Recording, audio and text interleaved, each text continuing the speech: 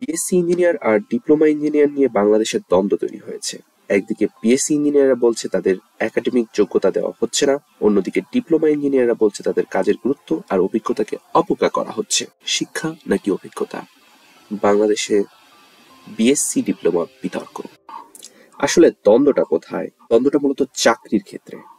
সরকারি চাকরিতে বিএসসি ইঞ্জিনিয়াররা শুরু করেন 9ম গ্রেড থেকে, আর ডিপ্লোমা ইঞ্জিনিয়াররা শুরু করেন 10ম গ্রেড থেকে।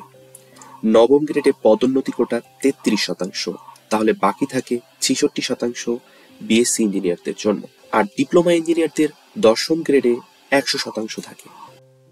এটি মূলত দ্বন্দ্বের মূল কারণ।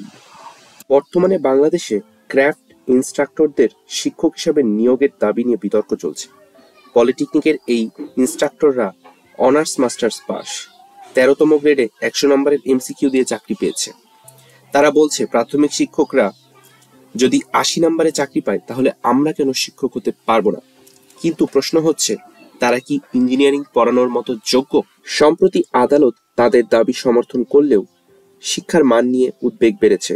এর মধ্যে বাংলাদেশ কারিগরি ছাত্র পরিষদ 6 দফা দাবি নিয়ে এসেছে এবং রাজপথে আন্দোলন শুরু করেছে। বিএসসি ইঞ্জিনিয়ারদের মধ্যে এই আন্দোলনটা শুরু হয়েছে মূলত ডিপ্লোমা ইঞ্জিনিয়ারের চাকরি সচেতনতা দেখে। তারা লক্ষ্য করেছে যে ডিপ্লোমারা যেভাবে তাদের অধিকার এর জন্য লড়ছে, সেক্ষেত্রে বিএসসিরাও তো বৈষম্যের শিকার হচ্ছে।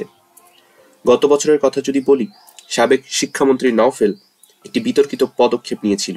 তিনি চেয়েছিলেন বিএসসি আর ডিপ্লোমা ইঞ্জিনিয়ারদের সমমূল্যায়ন করতে, কিন্তু পরবর্তীতে আর সেটা হয়ে ওঠে নাই। কিন্তু এখানে সমস্যা শেষ হয়নি।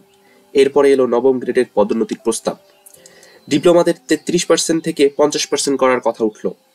এটা বিএসসি ইঞ্জিনিয়ারদের জন্য বড় ধাক্কা, কারণ তাদের সুযোগ আরো কমে যাচ্ছে।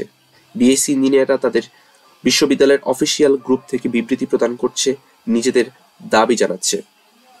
আর তাদের আরেকটি অভিযোগ হলো, অ্যাসিস্ট্যান্ট ইঞ্জিনিয়ার এর 100টা সিট ফাঁকা থাকলে ডিপ্লোমারা 33টা অলওয়েজ ফুল করে থাকে, কিন্তু সবসময় 10 থেকে 15টা বিএসসি ইঞ্জিনিয়ারের পদ খালি থাকে।